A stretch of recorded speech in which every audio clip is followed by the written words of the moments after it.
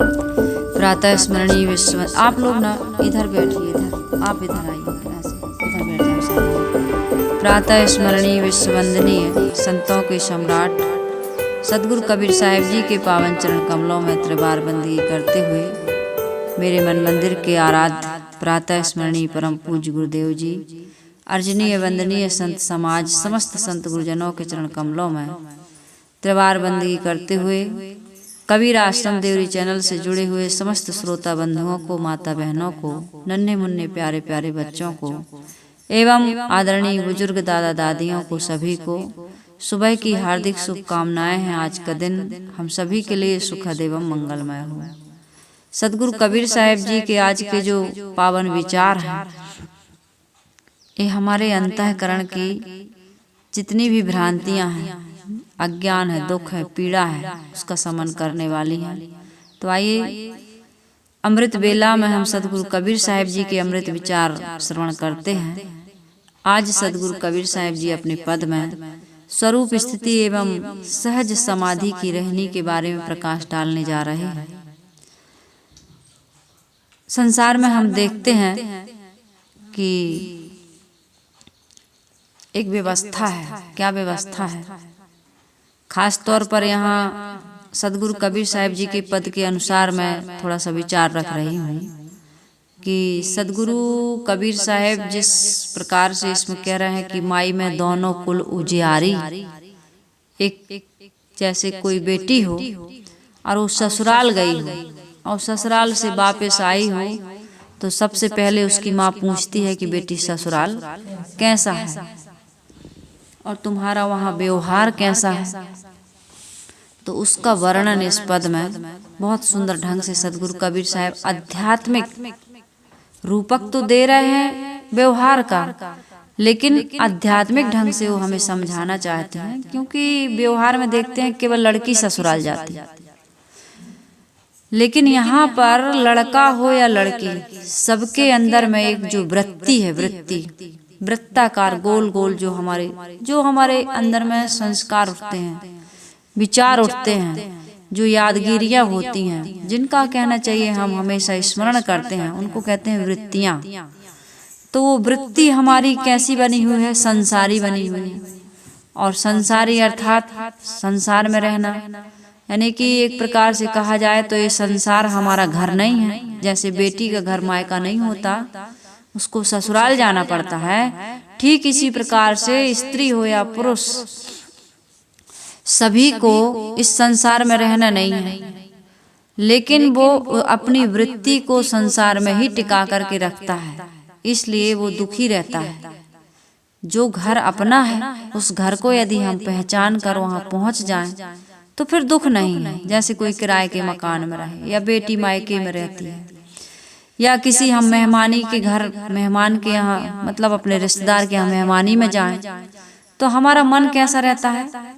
शांति नहीं मिलती, सुकून नहीं मिलता। ऐसा नहीं, सुख तो है, कई बार मेहमानी में गए हैं सुख है, मायके में भी कोई दुख नहीं है, लेकिन बेटी का घर मायका नहीं है। तो ठीक इसी प्रकार से हमारी जो मनोवृत्ति है, ये मनोवृत्ति हमारी जो संसारी बनी हुई है, ये संसार हमारा घर नहीं है, आत्मा हमारा घर, स्वरूप स्थिति, स्वरूप, स्वयं का रूप। हम केवल रूप से परिचित हैं। शब्द, स्पर्श, रूप, रस, गंध, 5 विषय हैं। तो हम रूप से परिचित हैं। एक विषय को ले रही हूं मैं। रूप हमारा क्या है? जो हम देख रहे हैं, हमारे शरीर के रूप, शरीर को देखना, शरीर की बुद्धि, देह बुद्धि रखना, ये रूप का ज्ञान है। हमें रूप का ज्ञान तो है, लेकिन स्वरूप का ज्ञान नहीं है। स्वरूप, स्वयं का रूप। तो हमारा स्वयं का रूप, इसकी जड़ क्या है? मतलब हमारे शरीर की जड़ क्या है? ये संसार के जितने भी व्यवहार हैं, ज्ञान इंद्रियां हैं, या हमारी जो वृत्तियां हैं, या अंतःकरण है, या संसार के जो कुछ भी हम जानते हैं, इसके मूल में क्या? हमारी आत्मा। और उसी आत्मा को हम नहीं जानते हैं, इसलिए सदगुरु कबीर साहिब जी इस पद में वो सारी बातें बताएंगे कि हमारी मनोवृत्ति स्वरूप स्थिति रूपी ससुराल में जाकर के कैसे सुखी होती है। लेकिन ससुराल मिलने से पहले एक लड़की को क्या क्या छोड़ना पड़ता है, ठीक उसी प्रकार से जब हमारी मनोवृत्ति स्वरूप स्थिति में लीन होती है, सहज समाधि में लीन होती है तो हमें किन किन रास्तों से गुजरना पड़ता है, हमें क्या करना पड़ता है, कैसी साधना करनी पड़ती है, कैसा त्याग वैराग करना पड़ता है, सारी सामग्री इस पद में हमको मिलने वाली है। तो पहले हम सभी लोग, आप लोग धीरे धीरे नहीं बढ़िया से गाइएगा इस पद को। सदगुरु कबीर साहब कह रहे हैं, माई मैं दोनों कुल उजियारी, माई मैं दोनों कुल उजियारी। दोनों कुल कौन कौन से होते हैं? दोनों कुल होते हैं, इसमें सदगुरु कबीर साहब जी ये कह रहे हैं, व्यवहार और परमार्थ। हर मनुष्य को व्यवहार और परमार्थ की आवश्यकता है। हम व्यवहार बस में लगे, परमार्थ का काम बहुत कम करते हैं। कोई बेटी ससुराल में ना रह कर, ससुराल में कभी कभी रहे और मायके में हमेशा रहे, तो उस न बेटी की प्रशंसा है, न उसके परिवार माता पिता की प्रशंसा है, न ससुराल वालों की, किसी की भी प्रशंसा नहीं हो सकती। तो हम इसमें सदगुरु कबीर साहब जी यह बता रहे हैं कि दोनों कुल का अर्थ क्या बताई मैं आप लोगों को, व्यवहार और परमार्थ। हमारी मनोवृत्ति ऐसी बन जाए कि दोनों कुल को प्रकाशित कर दे। कितने लोग साधु संत हो जाते हैं, साध्वियां हो जाती हैं, तो व्यवहार को बिल्कुल से वो डाउन कर देते हैं, व्यवहार का ज्ञान उनको नहीं होता, वो व्यवहार कुशल नहीं होते हैं। तो हमारा ज्ञान हमको ऐसा ना बनाए कि हम व्यवहार ही करना भूल जाएं, लोगों से मिलना, बात करना, लेना देना किस प्रकार से करना चाहिए, व्यवहार भी हमारा उज्जवल हो और परमार्थ भी हमारा सबल हो। परमार्थ में किसी प्रकार की कोई रुग्णता ना हो या हमारी कमजोरी ना हो, परमार्थ में भी, है ना। परमार्थ पथ में हम यदि कमजोर हैं तब भी से, क्योंकि यहाँ से तो छोड़ के हमको जाना ही, मायका तो छूटेगा ही। केवल व्यवहार पक्ष में ही हम बढ़िया है, लेकिन परमार्थ पथ में बढ़िया नहीं है। मायके में तो बहुत प्रशंसा हुई, लेकिन ससुराल में ना हो, तो दोनों जगह होनी चाहिए। जिसका व्यवहार अच्छा रहता है, जो मायके में बढ़िया रहती है जो लड़की, वो ससुराल में भी बहुत बढ़िया रहती है। संस्कार तो कहाँ मिलता है? मायके से ही, बचपन से ही, माँ के गर्भ से ही। इसी प्रकार से जिस व्यक्ति का व्यवहार बढ़िया नहीं है, रहनी नहीं है, आचरण नहीं है, लोगों के साथ उठना बैठना उसका ठीक ढंग से व्यवस्थित नहीं है, वो नहीं समझती कैसे उठना बैठना व्यवहार करना है, वो लड़की यानी वो मनोवृत्ति ससुराल में अपने स्वरूप स्थिति में परमार्थ पथ में भी सफल नहीं हो सकती है। तो इसमें सदगुरु कबीर साहब जी कह रहे हैं, माई मैं दोनों कुल उजियारी, माई दोनों कुल उजियारी। यहाँ बड़ा विचित्र कार्य कर रही हो बहू, मनोवृत्ति रूपी जो बहू रिया है, बहू है, वो बड़ा विचित्र विचित्र कार्य कर रही है। आप लोग डरना नहीं, है ना। इस पद को मैं इसका आध्यात्मिक अर्थ बताऊंगी। साहिब कह रहे हैं, सास ससुराल में जाते ही क्या कियो, सासु ननद पटिया मिली बंध लो, भसुरही पर लो गारी। जाके उसने बड़ा आतंक मचाया ससुराल में। सासु ननद पटिया मिली बंध लो, भसुरही पर लो गारी। जारो मांग में ता सुनार की, जारो मांग में ता सुनार की, जिन सरवर रचल धमारी। माई में दोनों कुल उजियारी, माई में दोनों कुल उजियारी। आगे क्या कर रही हो, जना पाँच कुखिया मिल रख लो और दुइयो चारी। जना पाँच कुखिया मिल रख लो और दुइयो चारी।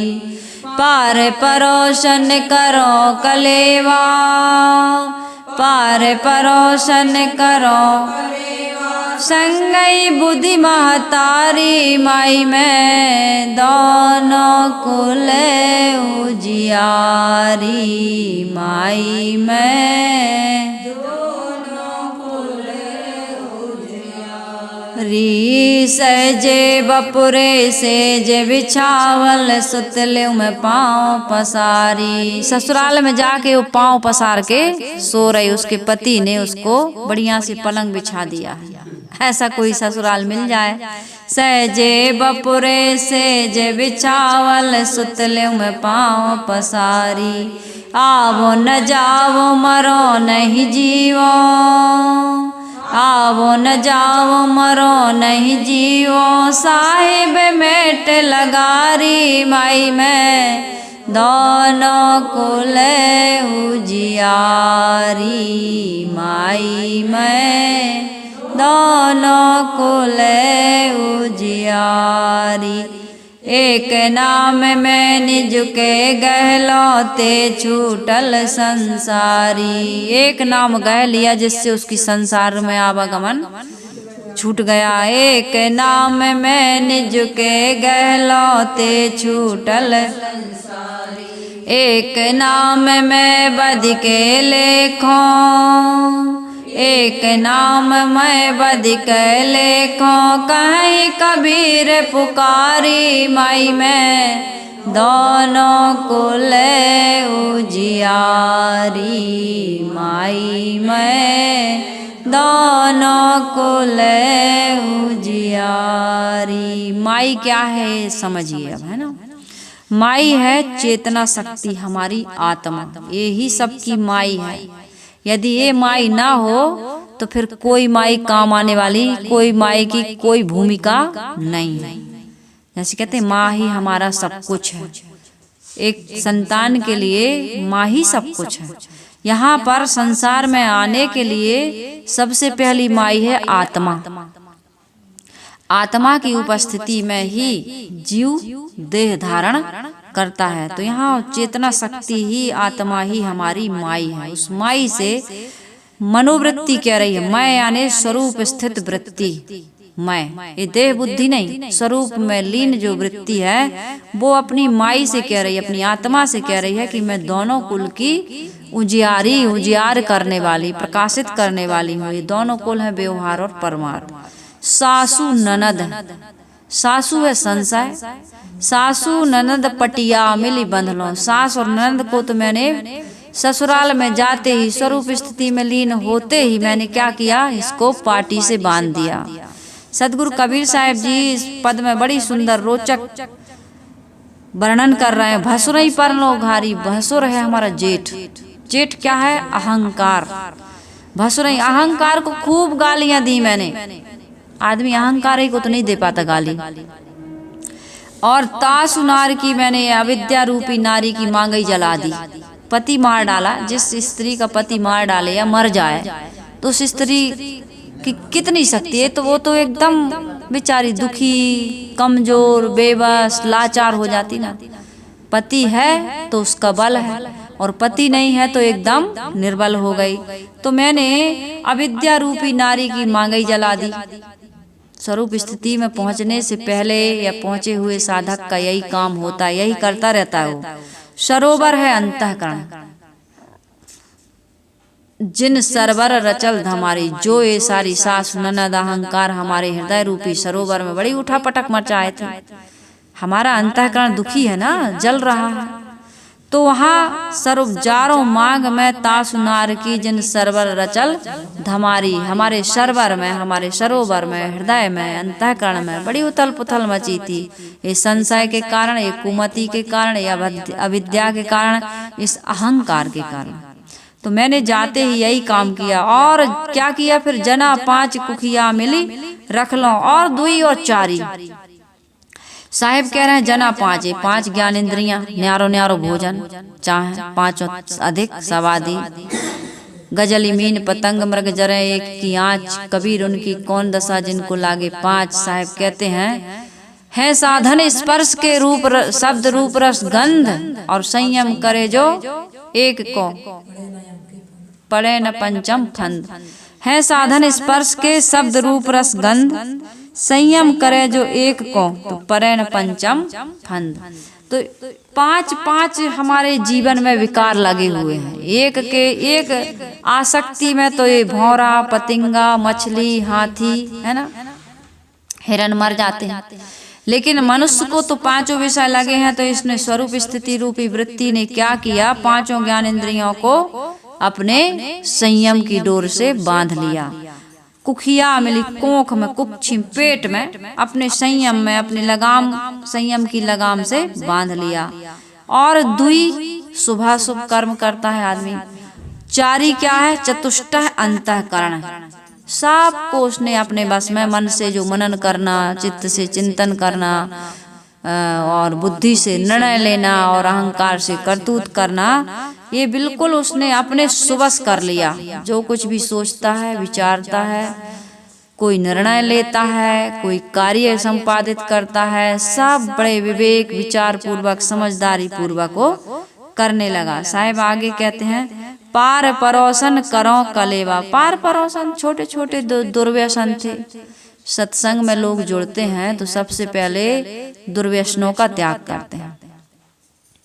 हमारी माता बहनें हैं तो उनका दुर्व्यसन क्या है, बीड़ी पीना ही व्यसन नहीं है। ये झूठ बोलना, निंदा करना, गाली देना, थोड़ी थोड़ी सी बात में चिड़चिड़ा जाना, लड़ाई झगड़ा कर देना, सास बहू की बुराई बताती है, ये भी उसका नशा है। और बहू सास की बुराई बताती, ये भी एक नशा है, ये भी एक व्यसन है। रोज हम बिना बुराई करे नहीं रह पाते हैं। कोई मिल भर जाए तो हम बुराई बताना बिल्कुल ऐसी धरी है हमारे पास, उबल रहा है, मतलब उछल रही है, लबालब भरा हुआ छलक रहा है वो अंतःकरण में। बिना मतलब की बातें इतनी हमने इकट्ठी कर ली हैं। साहिब कह रहे ये भी एक नशा है। साहिब कह रहे हैं, और दुई और चारी पार परोसन करो कलेवा। जितने भी हमारे जीवन के दोष हैं, दुर्गुण हैं, बुराइयां हैं, इनको भी हमें निकालने की आवश्यकता है। इनका कलेवा कर लो। कलेवा करते हैं ना हमारे यहाँ रोज, सुबह के जलपान को, नाश्ते को ब्रेकफास्ट कहते हैं ना, उसको कलेवा कहते हैं, कलेवा। तो सदगुरु कबीर साहिब जी भी पता नहीं और कहीं चलता होगा और क्षेत्रों में, मुझे नहीं पता। साहिब कह रहे हैं, पार परोसन करो कलेवा। जितने भी हमारे जीवन के दुर्व्यसन थे उनका मैंने क्या कर लिया, सुबह सुबह ही जलपान कर लिया। ये हम सभी लोग ये जलपान ही कर रहे हैं। अच्छी चीजों का जलपान कर रहे हैं और बुरी चीजों का भी खात्मा कर रहे हैं। तो समझ जाइए साहिब की भाषा में हमें कलेवा ही कर रहा है। क्योंकि सुबह उठ करके ही तो हमें सारे सफाई का काम कब करते हो। जो गृहिणी सुबह ब्रह्म मुहूर्त में उठ करके अपने घर आंगन की सफाई नहीं करती, स्नान ध्यान नहीं करती, कोई पवित्र भावना अपने मन में नहीं लाती, चाहे पूजा के द्वारा करे, चाहे वो किसी सदग्रंथ का अध्ययन पाठ करके करे, भजन गा के करे, सत्संग करके करे, या आत्मचिंतन करके करे, जो अपने बाहर और भीतर, भीतर क्या अंतःकरण, इसकी सफाई नहीं करती है, वो गृहिणी कभी भी लक्ष्मी का रूप, सरस्वती का रूप, दुर्गा का रूप धारण नहीं कर सकती, और उस घर में कभी भी किसी प्रकार की सुख शांति बरकरार नहीं हो सकती है। उस घर के बच्चों को अच्छे संस्कार नहीं मिल सकते हैं, उस घर के बुजुर्गों की सेवा नहीं हो सकती। अब वो सुबह उठी ही नहीं, अपने काम की ही नहीं, तो समय से भोजन, जलपान, उनकी सेवा, उनके साथ बैठ के बातें करना, ये कहाँ कर पाएगी। वो तो बुराई करने में लगी है, वो तो 8 बजे उठती है। फिर जब तुम लेट से उठोगी तो अपना घर का भी गंदगी नहीं निकाल पाओगी, अंतःकरण की तो निकाल ही नहीं पाओगी। तो इसलिए क्या करना है, जल्दी उठना है। जल्दी सोइए, यहाँ जल्दी उठिए। इससे तुम्हारा स्वास्थ्य भी बढ़िया रहेगा, तुम्हारे घर भी तुम्हारा व्यवस्थित रहेगा, तुम्हारे परिवार के लोग भी व्यवस्थित रहेंगे, तुम्हारे साथ बढ़िया व्यवहार, सारी चीजें बढ़िया होंगी। तो साहिब कह रहे पार परोसन, सुबह सुबह क्या किया उसने, दुर्गुण, दुर्व्यसनों का, गंदी आदतों का, गंदे स्वभाव का उसने कलेवा कर लिया। यानी घर में, अंतःकरण में एकदम बिल्कुल क्लीन, साफ, स्वच्छ, इतना सुंदर लगता है। बढ़िया अगरबत्ती जल रही है, बढ़िया आरती हो रही है, कोई पाठ हो रहा है, बढ़िया से घर साफ स्वच्छ है, बड़े बूढ़ों से, बुजुर्गों से बड़े प्रेम से बोल रहे हैं, बच्चों को बड़े प्यार से जगा रहे हैं, उनसे बात कर रहे हैं, टाइम से नाश्ता टिफिन उनको स्कूल के लिए भेज रहे हैं। कोई हड़बड़ी नहीं, कोई जल्दबाजी नहीं, कोई खिचखिच बनने बाजी नहीं है। तो कितना बढ़िया, यही तो स्वर्ग है। स्वर्ग कहाँ ढूंढोगे आप। तो साहिब कह रहे हैं पार परोसन करो कलेवा, और संगहि बुद्धि महतारी। संगहि बुद्धि महतारी, हमारे घर हमारे मन में बुद्धि महतारी, अच्छी बुद्धि हमारे जीवन में क्या है, पार परोसन करो कलेवा संगहि बुद्धि महतारी। शुभ अशुभ जो भी आँख नाक कान हमारे जीव चाम पार पड़ोसी नाना प्रकार के दुर्व्यसन गलत आदतें, मैंने उनका जलपान कर लिया, उनको पूर्ण सुवश कर लिया। परंतु हे आत्मा माँ, हे माँ आत्मा, मैं बुद्धि को एक दूसरी माँ मानकर सदैव उसके साथ रहती हूँ। कौन सी बुद्धि को? एक बुद्धि है, एक स्वरूप स्थिति में हर समय तो तुम रहोगे नहीं, हम रह नहीं पाएंगे, तो शुद्ध बुद्धि के साथ मैं हमेशा रहती हूँ। तो संगहि बुद्धि महतारी सहजे बपुरे सेज बिछावल। बपुरे यहाँ किसको कहा जा रहा है? सहजे तो है स्वरूप ज्ञान, स्वरूप स्थिति।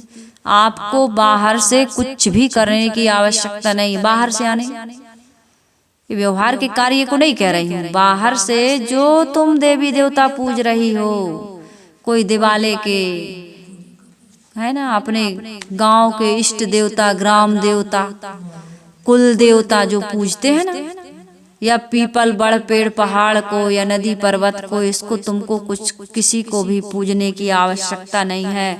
तुम्हारा सहज स्वरूप शंकर सहज स्वरूप संवारा, लागी समाधि अखंड अपारा। हमारा सहज स्वरूप ही ऐसा है कि जिसका स्मरण करते ही संसार के सारे दुख समाप्त हो जाते हैं, सारी कामनाओं की पूर्ति हो जाती है, जीवन में फिर कोई अभाव रहता नहीं है। जब तक हम अपने सहज स्वरूप को नहीं समझेंगे, उसका सम्मान नहीं करेंगे, उसका आदर नहीं करेंगे, उसकी इज्जत नहीं करेंगे, तब तक जीवन के दुख मिटने वाले नहीं। कभी ये मैया को पूजोगी तो कभी वो दैया को पूजोगी और हाय हाय करती रहोगी। तो किसी को बाहर से पूजने की आवश्यकता नहीं।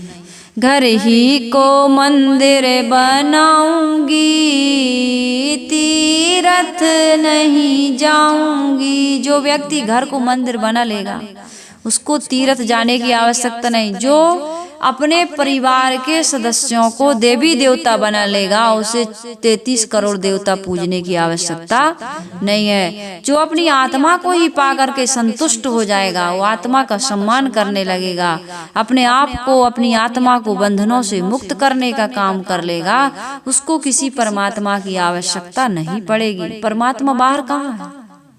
अपना परमात्मा तो अपने अंदर है, हृदय में ही निवास कर रहा है। तो साहिब कह रहे हैं सहजे बपुरे सेज बिछावल, सुतलेऊ में पांव पसारी। सहज रूप में हमें बहुत बड़ी उपलब्धि हासिल हुई।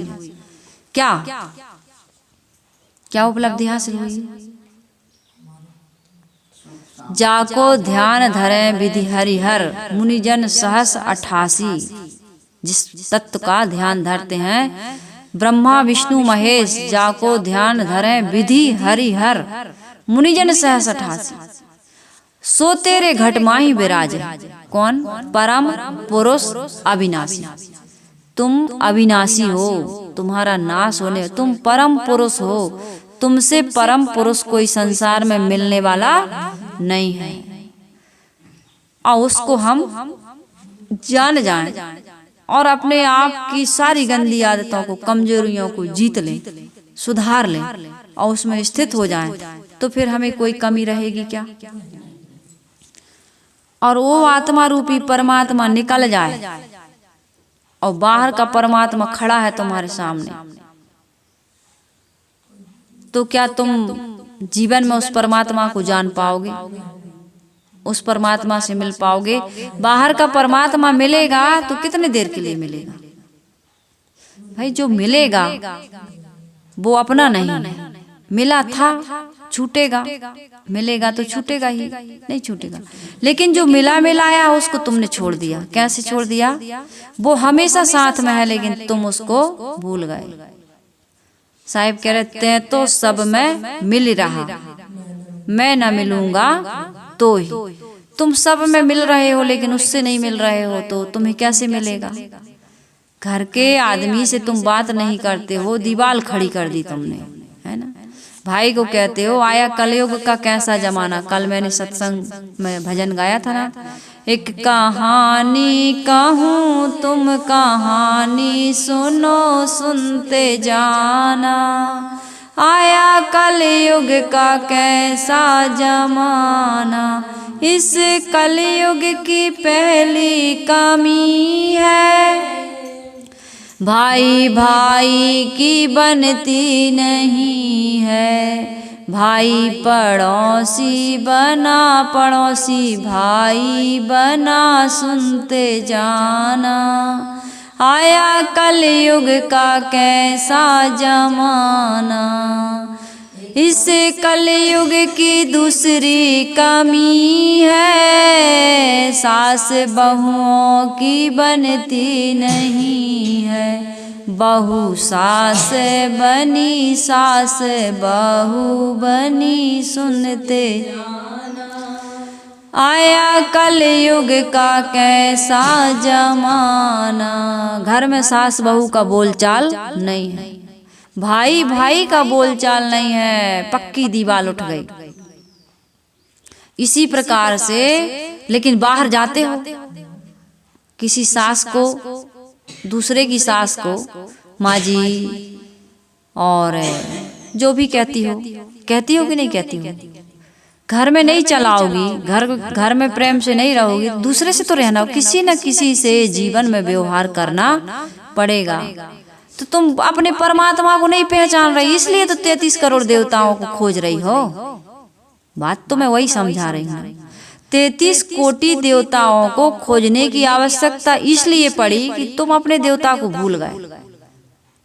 तुम ही देवता हो, आपो ही देव, कबीर साहब कहे ना, आपो ही देव आप है पाती, आपो ही कुल आप है जाति, सर्वभूत संसार निवासी और आपो ही खसम आप सुख वासी, कहियत मोहि भयल योग चारी, समझत नाई मोर सुत नारी।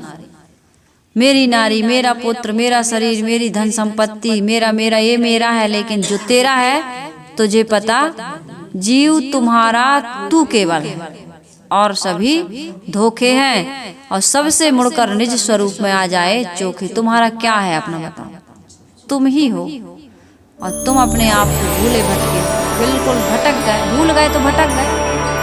जैसे ही तुम एड्रेस भूलोगे, रास्ता भटक जाओगे, फिर मंजिल पर पहुंचोगे नहीं। यही दशा दुर्दशा हमारी सबकी हो रही है। तो इसलिए साहब कह रहे हैं कि भाई सहजे बपुरे सेज बिछावल और सुतले में पाँव पसारी।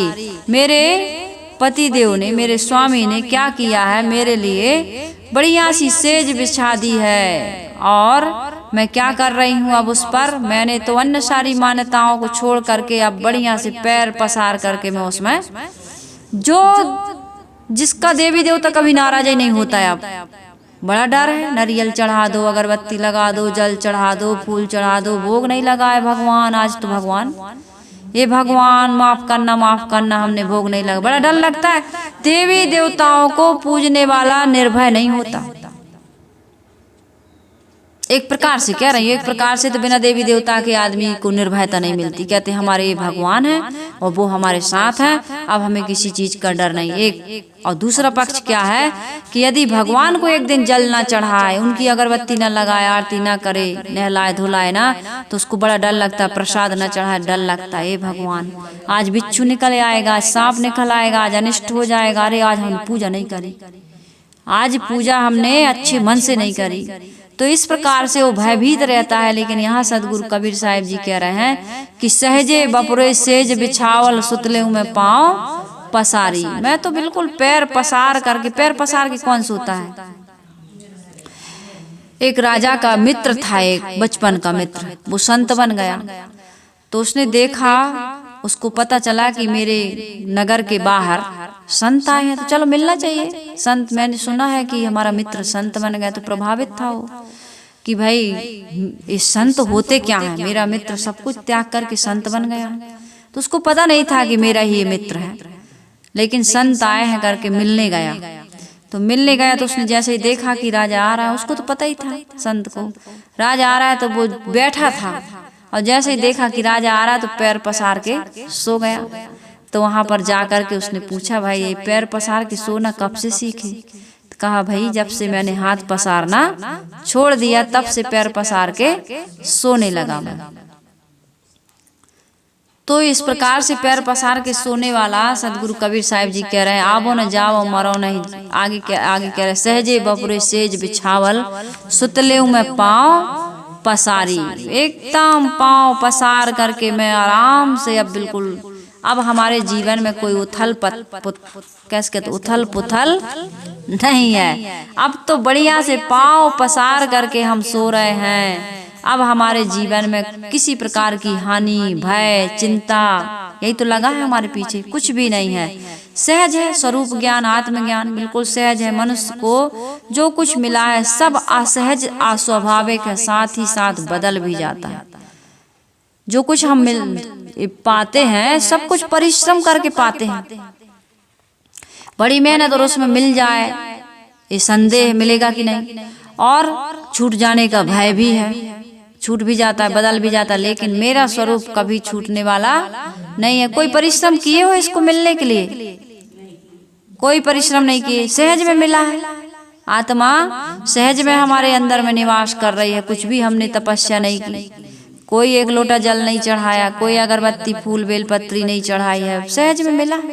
और सहज की सहज मिले सो दूध सम, और मांगा मिला सो पानी, और मिला सो रक्त सम, जामै खेचा तानी। सहज में मिला है अपना स्वरूप, और सहज में मिलने वाले की कीमत बहुत कम होती है। ये हमारी बड़ी मूर्खता है। सहज में मिले माता पिता, सहज में मिल गया परिवार, जो कुछ भी जो अपने से नहीं कमाता है आदमी उस वस्तु की कीमत नहीं समझता। बच्चे क्यों बर्बाद करते हैं? तुम इतना मत कमाओ, थोड़ा सा ये भी कह दूं, इतना मत कमाओ कि उनको कमाने की जरूरत न पड़े। वो वैल्यू नहीं समझेंगे उस चीज की। वो खुद कमाएं, खुद खर्च करें, खुद जीवन निर्वाह करें। तुमने विकलांग बच्चे पैदा किए हो तो कमाओ। यदि तुम्हारे बच्चे विकलांग नहीं हैं तो तुमको इतना कमाने की आवश्यकता नहीं है। तो मैं कह रही थी सहज में मिला है क्या? स्वरूप तुम्हारा, तुम्हारी आत्मा सहज में मिली। और जो कुछ भी मिलता है असहज में मिलता है। शिशुपन गया, बालपन गया, कैशोर गया, किशोर अवस्था, टीनेज, जवानी चली गई, परिपक्व अवस्था भी चली गई, बुढ़ापा भी चला जाता है। गुरुदेव जी ने उस समय लिखा है, ये सब चला गया रहा होगा, बुढ़ापे में रहे होंगे वो 70-75 की जो भी उम्र रही हो गुरुदेव जी की, मुझे नहीं पता। साहब ये लिख रहे हैं कि बुढ़ापा भी चला जाएगा, चला जाता है, परंतु इन सभी समयों में मैं हूं कि नहीं हूं? सब चला जाता है भाई है, लेकिन मैं रहता हूं। यह भाव एक समान रहता है। अतएव अपना आप, अपना स्वरूप का ज्ञान, मैंपन का बोध सहज ज्ञान है। बालक, वृद्ध, स्त्री, पुरुष, हिंदू, मुसलमान सब बैठे हों, उनके बाहरी दिखावे में तो विविधता है, रंग रूप में, जाति में, वर्ण में, है ना, स्त्री में, पुरुष में, परंतु वे सब आंख मूंद कर भीतर अनुभव करें, हम सब अनुभव करें तो क्या अनुभव होगा? केवल एक चेतना का अनुभव होगा। इतना ही नहीं, अनेक प्रकार के देवता हमारे बना लेते हैं, भगवान, भिन्न भिन्न प्रकार के भगवान। किसी का ध्यान करो तो कोई दुर्गा का ध्यान करने बैठ जाएगा, कोई गणेश का बैठ जाएगा कि नहीं? जिसके जिस जैसे देवता उसका ध्यान करेगा, किंतु मन का समापन हो जाए, जहाँ मन ही न रहे। संकल्पों में सारे शुभाशुभ प्रपंच होते हैं, किंतु यदि हम संकल्प शून्य हो जाए तो किसका आभास होगा? अपने आपा का, मैं चेतन का, गहरी शांति का, जो सबकी एक समान है। अपनी अपनी है लेकिन सबकी एक समान। उसमें कोई पानी तुम पियो या हम पिए, सबकी गिलास का पानी अलग अलग है, लेकिन सबको शीतलता और तृप्ति का अनुभव होगा। भोजन हम सब अलग अलग कर रहे हैं, लेकिन सबको भूख, पेट भर गया भाई, अब तृप्ति मिल गई। तो इसी प्रकार से अपना अपना ईश्वर, अपना अपना परमात्मा, यानी अपनी आत्मा, सबकी अलग अलग है आत्मा, लेकिन सबको शांति की एक जैसे अनुभूति होगी, क्योंकि सबके अंदर वही सहज स्वरूप रूप में चेतना विद्यमान है। तो इस सहज स्वरूप ज्ञान एवं आत्मज्ञान से हम सभी लोग बेभान हैं। बेचारे ना मानो सहज समाधि की सैया बिछा दी। किसने? स्वरूप ज्ञान, आत्मज्ञान बेचारे ने। स्वरूप ज्ञान ऐसा है, आत्मज्ञान ऐसा है कि वो सहज ज्ञान, सहज समाधि, सहज सैया, सहज स्थिति की सैया बिछा ही देता है। ज्ञान हमारा आत्मा का ज्ञान सहज कर देता है। फिर कहीं तपस्या, योग साधना या आंख मूंदना, कान रूंधना इसकी जरूरत। आंख न मूंदूं, कान न रूंधूं, काया कष्ट न धारूं, और खुले नैन हंस हंस पहचानूं, सुंदर रूप निहारूं। संतो सहज समाधि भली में सदगुरु कबीर साहिब जी ने गाया है। तो यहाँ ये कह रहे हैं, जब निज स्वरूप चेतन के अलावा सारे भास अध्यास एवं वासनाओं का त्याग हो गया तो क्या रहा, केवल चेतन मात्र रह गया। यही अपना सहज स्वरूप है और यही सहज स्थिति है, और इसमें रमने वाले समाधि का लाभ प्राप्त करते हैं। ऐसे साधक क्या करते हैं, अभ्यास काल में जब संकल्प शून्य हो जाते हैं तो व्यवहार काल में राग द्वेष रहित हो जाते हैं। संकल्पों से ही तो राग होता है, संकल्पों से ही द्वेष होता है। जब संकल्प शून्य हो गए तो हर्ष और शोक भी समाप्त हो गए, क्योंकि राग नहीं तो हर्ष नहीं, और द्वेष नहीं तो शोक नहीं। द्वेष की भावना आती है तो दुख पैदा हो जाता है, राग की भावना आती है तो हमारे मन में मोह उत्पन्न है, तो हम सुख की अनुभूति हो रही है।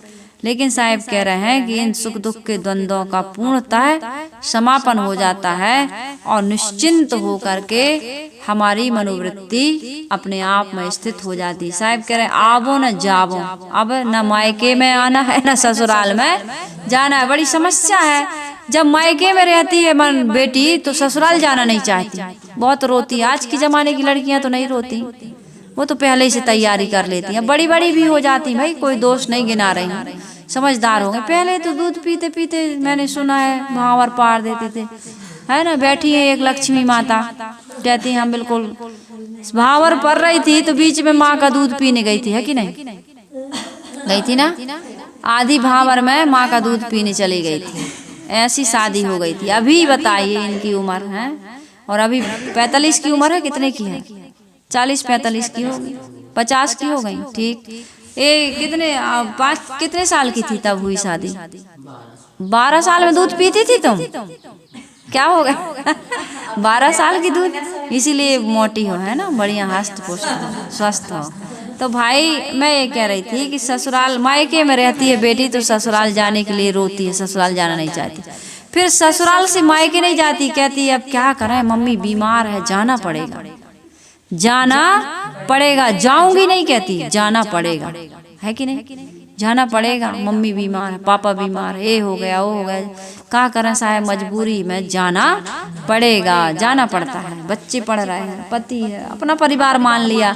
तो अब साहब कह रहे भाई अब आवो ना जाओ, मरो नहीं जीवो ना, ये संसार में आना है ना, यहाँ से जाना है। आने में भी बड़ा कष्ट होता है जीव को।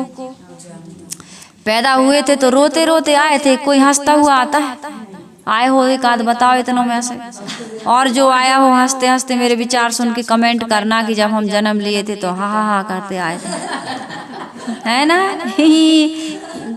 क्यों क्यों करते हुए आए थे रोते रोते। हाँ, और नहीं रोते तो फिर मार मार के रुलाते हैं, अरे चला तो नहीं गया ये जीव इधर से, है पैदा बस हुआ है शरीर। हाँ, उल्टे करके मारते हैं डॉक्टर लोग भी, रुआते हैं। तो रोते रोते तो अब आना नहीं है, न रोते रोते आना है, न पछताते पछताते जाना है। अब आना जाना साहब ने मिटा दिया। साहब कहते हैं आवो न जाओ, मरो नहीं जीवो। अब मरना जीना नहीं पड़ेगा, कब लेकिन साहेब मेट लगारी, मायके से लगाव है तब ससुराल छोड़ के जाना पड़ेगा, और ससुराल की तुम्हारी इच्छा है तब मायका छोड़ के ससुराल जाना पड़ेगा। हम लोगों को तो नहीं थी इच्छा, इसलिए हम लोग ससुराल गए ही नहीं। अब हम लोगों को ये मायका भी छोड़ना है, अर्थात जीने मरने से मुक्त होना है। इसी के लिए तो हम लोग मेहनत कर रहे हैं। आप लोग ससुराल में मेहनत कर रहे हैं, हम लोग साधना में मेहनत कर रहे हैं कि अब ना आप लोग ससुराल आती जाती हो तो संसार में भी आओगी जाओगी। ऐसी साधना करो कि अब संसार में आना जाना ना पड़े। संसार में जितना सुख है ना, इससे अनंत गुना सुख अपने आप में ठहर जाने में है। तो साहिब कह रहे अब मरना जीना नहीं है। क्यों नहीं मरोगे जियोगे? हमें सदगुरु ने बोध दे दिया कि सब तरफ से तुम्हारा लगाव यदि टूट जाता है तो फिर तुम सारे दुखों से मुक्त हो जाओगे। तुम्हारे स्वरूप में किसी प्रकार का दुख नहीं है। न रोते रोते ससुराल जाना है और न फर्ज निभाने के लिए ससुराल से अब तुम्हें मायके आना है। बढ़िया एक जगह मस्त रहो। लेकिन लोग कहते हैं अरे यार थोड़ा घूमने चलो। एक जगह रहने में आनंद नहीं आता तो कहते हैं हमने फलानी जगह नहीं देखी, ठिकानी जगह नहीं देखी, घूमने जाएंगे। इतना कम आ रहा है यार, घूमे ना तो फिर मतलब क्या निकला? देश दुनिया को देख। तो यदि देश दुनिया को देखने की इच्छा है तो भाई आना जाना पड़ेगा। तो फिर वो अलग विषय हो गया। सदगुरु कबीर साहब जी यहाँ कह रहे हैं आवो न जावो मरो नहीं जीवो साहिब मेट लगारी एक नाम में निज के गहलो ते छूटल संसारी।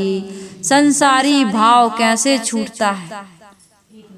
संसार का भाव नहीं छूटता हमारा। संसारिकता अंदर घुसी है। ये बाहर का संसार में हम रहते रहते इस संसार को हमने अंदर घुसा लिया। हो नाव तट से बंधी लहरों की मनमानी न हो, नाव को उस पार जाने में कोई परेशानी न हो। देख माझी याद रखना कोई नादानी न हो। क्या नादानी न हो? नाव तो हो पानी में लेकिन नाव में पानी ना हो, नहीं तो नाव में पानी आ गया तो वो डूब जाएगी। तुम संसार में हो, अच्छी बात है, रह रहे हो, क्या करें? साधना नहीं किए थे तो संसार में हैं अभी, लेकिन संसारिकता तुम्हारे अंदर ना आए इतनी साधना बना करके चलो। तुम्हारी ये शरीर रूपी नौका में छेद नहीं होने चाहिए। छेद क्या है? ममता मोह आसक्ति, ये सारे छेद हैं, है ना? तो ममता मोह आसक्ति को आपको जीतना है। सदगुरु कबीर साहब जी कह रहे हैं एक नाम संसारी भाव हमारे हृदय से कैसे निकले, समस्त वासनाओं का त्याग कैसे हो, इसके लिए इसके उत्तर में सदगुरु जो हमें ज्ञान देते हैं उसको हमें जीवन में धारण करना ही पड़ेगा। इसके अलावा दूसरा रास्ता नहीं है। ज्ञान ही हमको सारे दुखों से मुक्त करता है। यहाँ एक नाम क्या है? उपलक्षण मात्र। कोई ये ना कहे कि साहब कोई नाम बताने वाले हैं। ऐसा कोई एक नाम नहीं है संसार में जिसको जप करके तुम भवसागर पार हो जाओगे। एक नाम जो भी है तुम्हारा, कोई भी हो सकता है, वो एक नाम आपके मन की एकाग्रता के लिए है। वो कोई कहे कि हमारे नाम से तुम्हारी मुक्ति होगी, बिल्कुल झूठ। 100% से ज्यादा झूठ। 100 से ज्यादा होता नहीं, लेकिन उससे भी ज्यादा झूठ। कोई एक ऐसा नाम नहीं है संसार में जो सबकी मुक्ति कर दे। यदि वो है तो फिर उसके पहले कैसे मुक्ति हुई होगी? फिर मुक्ति नहीं होगी किसी की। तो ऐसा कोई एक नाम नहीं है। यहाँ एक नाम यह बता रहे हैं कि अपना निज स्वरूप चेतन, उसका स्मरण करना, और सबका अपना अपना है। वो किसी एक का नहीं है, किसी एक का उस पर अधिकार। कोई मतपंथ संप्रदाय वाला हो, कोई सदग्रंथ पढ़ने वाला हो, कोई बाबा बैरागी हो, संत महात्मा त्यागी तपस्वी हो, उसका किसी एक का उस नाम पर अधिकार नहीं है। सबका अपना अपना है। ये बाहर का गुरु आपको कुछ नाम बताता है मन की एकाग्रता के लिए तो धारण कर लो, कोई गलत बात नहीं है, लेकिन वो नाम तुम्हारी मुक्ति नहीं करेगा। एक नाम कौन मुक्ति करेगा? अपना निज स्वरूप चेतन आत्मा, सबका अपना अपना है। वैसे यहाँ यह एक निज नाम जो बताया जा रहा है तो व्यक्ति का निज का नाम चेतन ही है। हमारी चेतन आत्मा, हमारा निज स्वरूप ही चेतन है। तो जो निज स्वरूप चेतन का भाव दृढ़ता पूर्वक पकड़ लेता है, समझ में आया?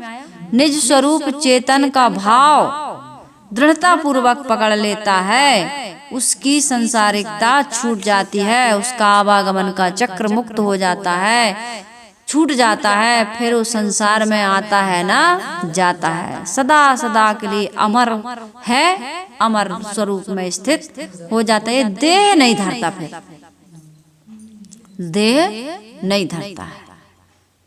तो देह धरना विकारों में, जड़ तत्वों में तो विकार है, ये तो इनमें तो क्रिया होती रहेगी, निर्माण होता ही रहेगा, है ना। लेकिन यदि हमारे अंतःकरण में किसी प्रकार की वासना नहीं रह गई है, बीज जिसको कहते हैं, तो फिर ये देह रूपी अंकुर फूटेगा नहीं। तो इसलिए क्या करना है? निज स्वरूप में स्थित होना है और सारी वासनाओं का त्याग करना। कोई भी आधार ले लो, किसी भी नाम का, आपके गुरु ये रास्ता बता रहे हैं तो वही गुरु आपके सच्चे हैं। उसमें किसी भी मतपंथ संप्रदाय का कोई उसमें भेदभाव नहीं है। कोई भी गुरु आपको अपने स्वरूप का बोध दे रहे हैं, आपकी रहनी आचरण को शुद्ध पवित्र करने की प्रेरणा अपनी कथनी से, करनी से, रहनी से दे रहे हैं और बढ़िया आपको अपने स्वरूप में स्थित होने के लिए संबल दे रहे हैं, आधार दे रहे हैं। तो उस गुरु, वही गुरु पूरे हैं, उनकी शरण में जाइए और अपना काम कर लीजिए। निज स्वरूप चेतन में स्थित होने पर ये दोनों छूट जाते हैं। क्या छूट जाते हैं? अब हमको आना है ना जाना है। दोनों से ऊपर मानसिक जगत और भौतिक जगत, दोनों से हम ऊपर उठ जाते हैं। ये भौतिक जगत भी हमको परेशान करता है। भौतिक जगत समझते हैं? ये संसार भौतिक जगत, भौतिक 5 तत्वों से बना हुआ है संसार, भौतिक जगत। और मानसिक जगत मन में बैठा है, मन में बैठा है। मेरा संसार अलग है। कोई मर जाता है हमारा अपना प्रिय तो कहते हैं हमारी तो दुनिया ही उजड़ गई। वही मानसिक जगत है ना, मन में भी एक जगत है। हमारी तो दुनिया ही उजड़ गई। एक व्यक्ति के मरने पर तुम्हारी दुनिया उजड़ गई, मतलब तुम्हारी दुनिया अलग थी। ये दुनिया नहीं, हजारों लाखों करोड़ अरबों खरबों कितनी आबादी है। हमारा भाई चला गया, बहन चली गई, पति चला गया, माँ चली गई, कहते हैं इतने बड़े संसार में अब हमारा आदमी नहीं दिख रहा, कहाँ दिखेगा। तो हमारी दुनिया लुट गई, अर्थात मान्यताओं की दुनिया, मानसिक दुनिया, और एक होता है भौतिक संसार। ये दोनों क्या हो गया? दोनों से अब हम ऊपर उठ गए, निज स्वरूप चेतन में स्थित हो गए, दोनों छूट गए। अपने आप में स्थित होने पर दोनों छूट जाते हैं। अतः दृढ़ता पूर्वक स्वरूप स्थिति में निमग्न होना ही संसार के भवबंधनों से, संसारी भाव से छूटना है। एक नाम में निज के लेखों, अभी का कह रहे साहब, एक नाम में निज के गहलों, कह लिए, पकड़ लिए गुरु का ज्ञान। अब यहाँ कह रहे हैं एक नाम में बद के लेखों कहीं कबीर पुकारी। कबीर साहब कहते हैं, घोषणा करते हैं, बद के, एक नाम में बद के लेखों कहीं कबीर पुकारी। कबीर साहब पुकार करके कहते हैं कि एक नाम क्या है, अर्थात निज स्वरूप चेतन स्थिति, प्रतिज्ञा पूर्वक मोक्ष दशा मानता हूँ। कबीर साहब कहते हैं नाम जब मात्र से जो लोग मोक्ष की प्रतिज्ञा करते हैं तो साहब उसका खंडन कर रहे हैं। इसे आप पीछे 40वें शब्द में हमने पढ़ाया है कि पंडित बाद बदे सो झूठा, उसको आप सुन सकते हैं। 40वां शब्द इसमें डल चुका है। और आपके पास यदि कबीर पारक संस्थान प्रयागराज से यदि आपने सदगुरु अभिलाष साहिब जी का बीजक ग्रंथ को मंगाया है तो आप आपके पास प्रथम खंड की ये टीका में साहिब जी ने बताया है 40वें शब्द पर, बहुत सुंदर टीका की है, उसको आप पढ़ सकते हैं। और नहीं है आपके पास बीजक तो आप प्रयागराज से पोस्ट द्वारा मंगा सकते हैं। 500-600 के अंदर दोनों भाग आ जाएंगे आपके पास। उसको खूब पढ़िए और आप अपने मोबाइल पर भी उसको सर्च कर सकते हैं, www.kabirparak.com है ना। तो इस पर आप सर्च करके पढ़ सकते हैं, देख सकते हैं। और उसमें सारे नंबर हैं, वहाँ इलाहाबाद से आप मंगा भी सकते हैं। ना हो तो मुझे फ़ोन कर सकते हैं। ये ग्रंथ हम सबके घर में होना ही चाहिए। ये जीवन की रामायण है, गीता है, भागवत है। इसको पढ़ने से मोक्ष होने में किसी प्रकार का संदेह नहीं है, संदेह की गुंजाइश ही नहीं है। सदगुरु कबीर साहब की वाणी अपने स्वरूप का बोध कराने वाली है और संसार के सारे विकार बंधनों को काटने वाली है। तो सदगुरु कबीर साहब जी यहाँ कह रहे हैं कि पंडित बाद बदे सो झूठा में अच्छी तरह आप देख सकते हैं भाई। प्रतिज्ञा पूर्वक सदगुरु कबीर साहब जी कह रहे हैं, कबीर साहब की बात है, ये बदी के लेखों, अर्थात केवल नाम जप से मोक्ष मानने की बात नहीं है। दृश्य विषयों को छोड़कर निस्वरूप में स्थित होना पड़ेगा। सदगुरु कबीर साहब जी इस बात का संकेत जगह जगह देते हैं। साहिब कहते हैं साची प्रीति विषय माया सो हरि भक्तन की फांसी। कहीं कबीर एक नाम भजे बिन बांधे यमपुर जासी। राम भजे बिन कहा जरूर है, यहाँ राम भजे नाम भजे। बात यह है कि नाम को भजने से, राम को भजने से अर्थ यही है सदगुरु कबीर साहब जी का कि अपना राम अपने अंदर जो बैठा है उसी राम का भजन करो, उसी की याद करो, उसी में ठहरने का रोज रोज अभ्यास करो। अभ्यास करते हैं ना, अभ्यास करत करत अभ्यास के जड़मति होत सुजान, रसरी आवत जादते सिल पर पड़त निशान। अभ्यास बनाओ, तुम्हारा हमारा अभ्यास जड़ में हो गया, भोगों में हो गया, विषयों में हो गया, प्राणी पदार्थों में, इसी का अभ्यास मन में चलता रहता है, हमारी वृत्ति इसी में घूमती रहती है। अब हमें क्या अभ्यास करना है? संसार को भूल करके काम तो करो। संसार के भूलना मतलब पूरा थोड़ी भूल जाओगे, आदमी डर जाता है, अरे संसार को भूल जाओगे, बताओ कैसे संभव? संत महात्मा भी तो संसार का कार्य करते हैं, कहाँ भूलते हैं वो? तुम भी संसार के सारे कार्य करो, तुम भी नहीं भूलोगे, लेकिन मन से ये करनी है संसार के काम। क्या है? करनी, करो, लेकिन जपनीय नहीं है। जपनी क्या है? अपनी आत्मा, अपने स्वरूप का चिंतन, यही जपनी है। तो भूलो ना कि मैं अजर हूँ, अमर हूँ, अखंड हूँ, अनुपम हूँ, ज्ञान स्वरूप हूँ, शुद्ध हूँ, निर्मल हूँ, पवित्र हूँ, मेरा कोई नहीं है, मैं अकेला हूँ, अकेला आया हूँ, अकेला जाना। रोज जपो, इसी नाम की माला जपो, ये संसार की सच्चाई है, इसको रोज जपा करो। मेरा कोई नहीं है, मैं किसी का नहीं हूँ, मेरा इस संसार के एक भी कण पर कोई अधिकार नहीं है, जिस शरीर में रह रही हूँ ये शरीर भी मेरा नहीं है, मैं किसको मनाने में लगी हूँ, किसको सुधारने में लगी हूँ, मेरे अंदर बहुत सारी गंदगी। यही जाप जपो, यही है सबसे बड़ी रामायण भागवत गीता। खुद को नहीं समझे, खुद को नहीं जीता तो क्या करेगी भागवत गीता? अरे खुद को जीतो, तभी तुम्हारी रामायण भागवत गीता पढ़ना सफल और सार्थक होगा। तो सदगुरु कबीर साहिब जी के विचारों के आधार पर मैंने आप सबके बीच आपकी मानसिक संतोष के लिए, शांति के लिए, आत्मा के कल्याण के लिए थोड़ा सा प्रयास किया। इस प्रयास को आप सभी लोग सफल सार्थक बनाएं। इन विचारों को अधिक से अधिक सुने, अधिक से अधिक लोगों तक पहुंचाएं और अधिक से अधिक जीवन में उतारने का प्रयास करें, तभी हमारा आपका सबका कल्याण होगा। हम सबका कल्याण हो, सबका मंगल हो, सबका जीवन सुंदर बने, इसी शुभकामनाओं के साथ आइए हम वाणी को विराम देते हैं, गुरु वंदना कर लेते हैं। वंदन है गुरुदेव तुमको, वंदन है गुरुदेव, वंदन है गुरुदेव तुमको, वंदन है गुरुदेव। काल जाल के फंदा भारी, काल जाल के फंदा भारी, परख लखायो देव तुमको, परख लखायो देव तुमको, वंदन है गुरुदेव, वंदन है गुरुदेव तुमको, वंदन है गुरुदेव।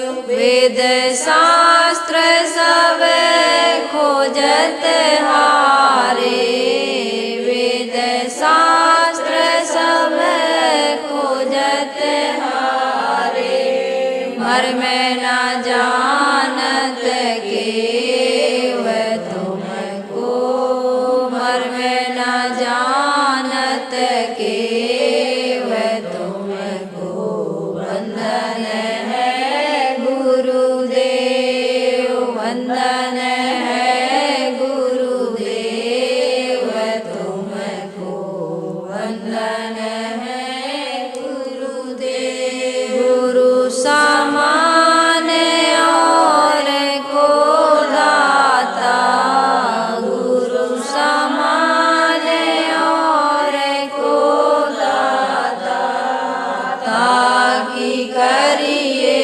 सेव तुमको, ताकि करिए सेव तुमको,